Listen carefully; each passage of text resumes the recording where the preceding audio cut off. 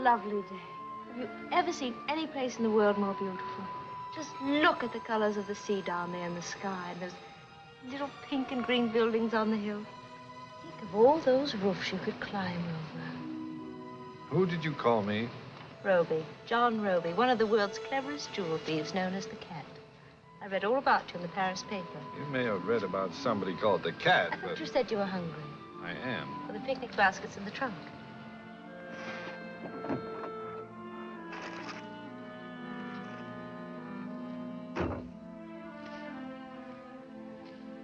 I hope you tried to bluff me, Mr. Roby, and then I can have the fun of telling you how clever I was. Since I'm not Mr. Roby, but Mr. Burns, there would be hardly any point in trying to bluff you. Nevertheless, tell me how clever you were. Well, the first thing I noticed about you was... Don't sound so pleased with yourself. I've never caught a jewel thief before. It's stimulating. It's like... Well, it's like... Like sitting in a hot tub? Here, let me serve. The first time I saw you was on the beach at Cary. You swam ashore from a motorboat driven by that little French girl. You got an opener? Very good. You want a leg or a breast? You make the choice. It was just 2 days before you showed up at the hotel as Mr. Conrad Burns. Just over from America. Did you swim? Well, naturally. Oh, now don't be disappointing and sound like Mr. Burns. I can only be myself, Miss Stevens. Then be yourself, John. I prefer Conrad. Oh, you can't be serious. And I think it's about time you called me Francie. I have to look out for Mother. They've tried to steal her jewelry before. So when I read about you in the paper, just a small item, but I picked it up. I was sure Mother would catch your eye. Well, she did, because I liked her. And so far, Miss Stevens. Fancy. So far, you haven't said anything that sounds even remotely clever. Well, stick around. The next thing I noticed about you was something remarkable. No? All evening long, you only looked at my mother, never at me. I kissed you, didn't I? I kissed you. I certainly wasn't looking at your mother, then. You were thinking about her. Otherwise, you never would have let me say goodnight so easily. Well, I'm a gentleman. A rough lumberman from the big Northwest. I must remember to yell timber occasionally. Now, here comes some of the clever part. You're just not convincing, John. You're like an American character in an English movie.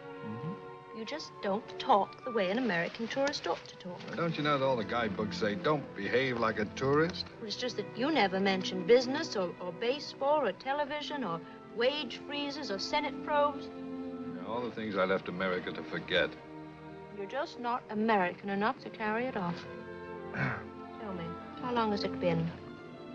How long has what been? Since you were in America last? Well, I don't know, about 4 or 5 days. And Oregon? 2 or 3 days before that. Name me 3 deciduous trees indigenous to the Northwest. Now, listen.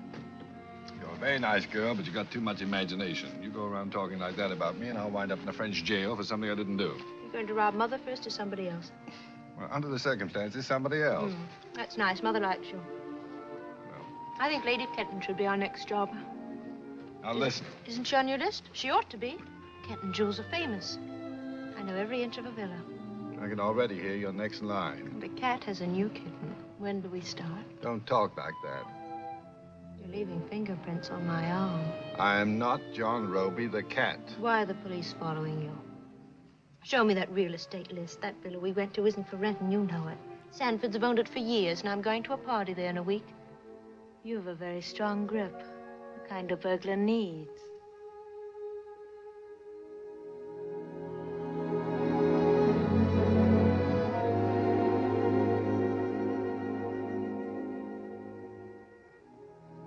That's why you came up here, isn't it? We'll have cocktails at 8 and dinner at 8:30, all in my suite. We'll talk about it there. I can't come. I'm going to the casino and watch a firework display. You'll get a better view from my place. Already got another date. Everywhere you go, I'll have you paged as John Roby the Cat. 8 o'clock, and be on time. Haven't got a decent watch. Steal one.